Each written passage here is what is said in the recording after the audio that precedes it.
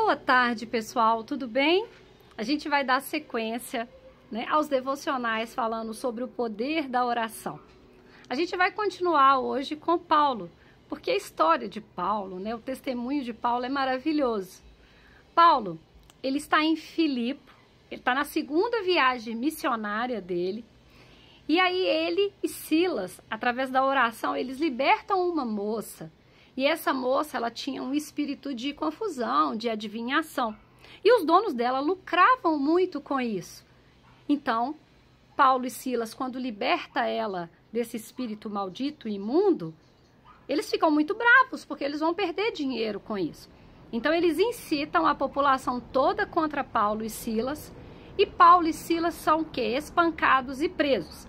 E aí eu vou ler aqui com vocês Atos 16, do 25 ao 26, que diz assim: E perto da meia-noite, Paulo e Silas oravam e cantavam hinos a Deus, e os outros presos o escutavam.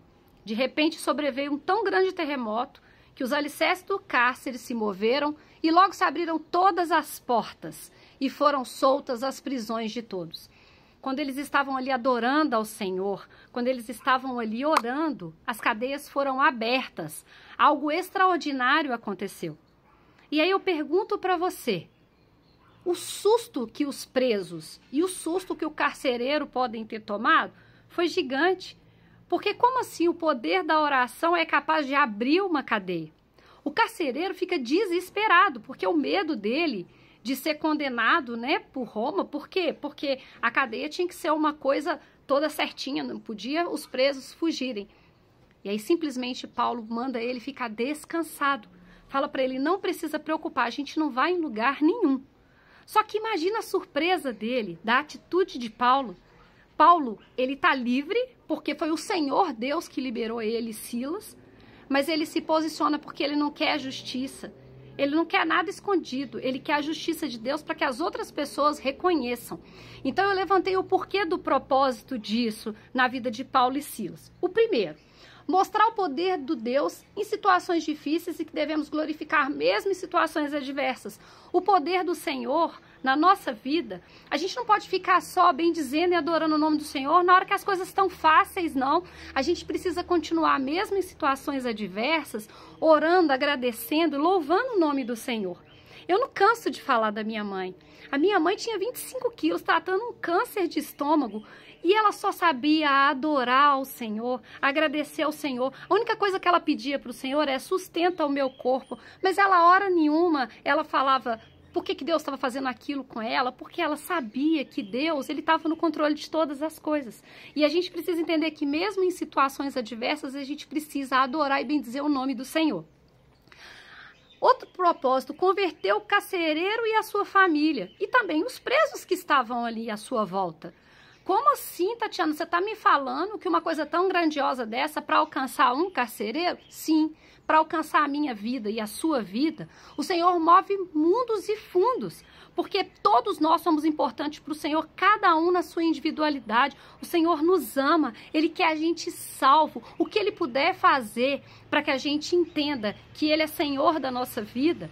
E aí o que o carcereiro pergunta? Aqui para frente, o carcereiro fala com ele o que é necessário para ser salvo. E aí no versículo 31 ele diz assim: crê no Senhor Jesus Cristo e será salvo tu e a tua casa. Ele explica para ele que basta ele crer no Senhor Jesus de todo o coração que ele vai ser salvo, ele e a casa dele. Então sim, teve o propósito de salvar um carcereiro, a sua família, e alcançou também os presos que estavam ali. E por que isso? Porque o testemunho em meio à dor, a fé inabalável influencia pessoas ao nosso redor. As pessoas quando estão ao nosso redor e vê, às vezes a gente passa numa situação difícil, uma situação apertada, às vezes você está naquele momento difícil, mas você não abaixa a sua cabeça, você continua levantando a sua mão e adorando ao Senhor em meio à dor, isso influencia pessoas. As pessoas não acreditavam quando elas olhavam para minha mãe, tão magra, sofrendo tanto, e ela estava ali adorando e bendizendo o nome do Senhor, ela estava ali sem reclamar.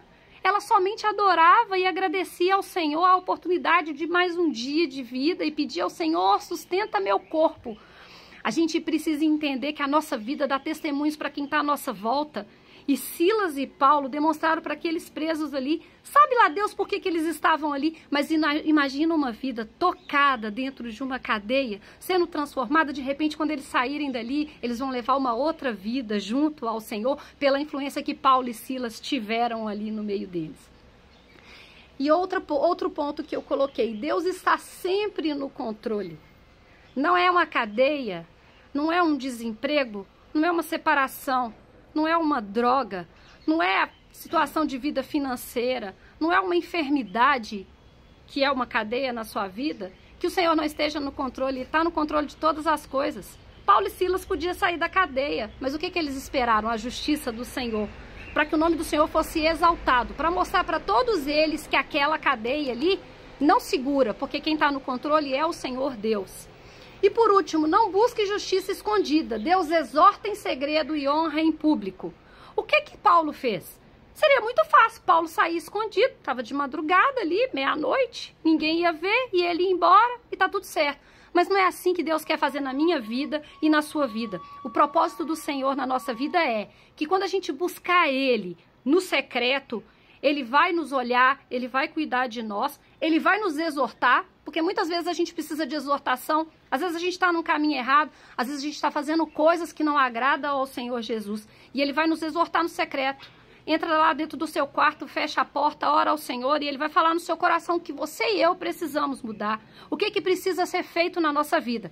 Mas em contrapartida, quando Ele quiser honrar, Ele vai honrar em público, assim como Ele fez com Paulo e Silas. Ele honrou o controle dele e a fé de Paulo e Silas para todo mundo ver, para todos saber que o Deus de Paulo e Silas é o Deus que tem controle de todas as coisas. Então descansa seu coração, porque o Senhor vai honrar a tua fé. Se mantenha firme, se mantenha com fé em Deus, porque as coisas são maravilhosas quando a gente busca toda a fé do nosso coração no Senhor Jesus Cristo. Eu desejo uma tarde maravilhosa, cheia da presença do Senhor sobre a minha e sobre a sua vida. Eu espero que todo mundo tenha tido um Natal maravilhoso com os seus familiares, tá? Que tenha sido muito bom e que daqui a pouquinho a gente está aí entrando em 2025 e que a gente já sabe que com fé em Deus a gente vai ter um 2025 abençoado. Fiquem com Deus, um forte abraço.